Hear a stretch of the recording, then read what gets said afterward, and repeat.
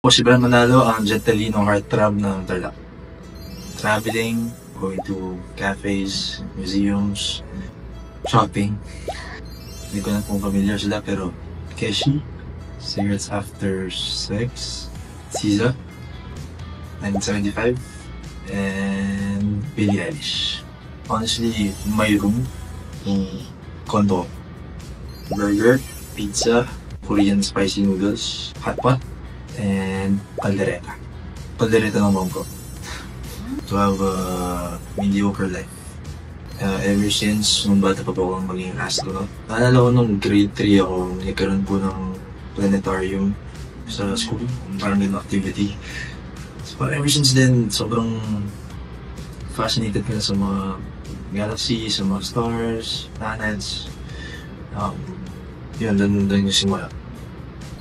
Siyempre may family, may dog, Chucky. Tapos kung bagay naman, siguro my phone.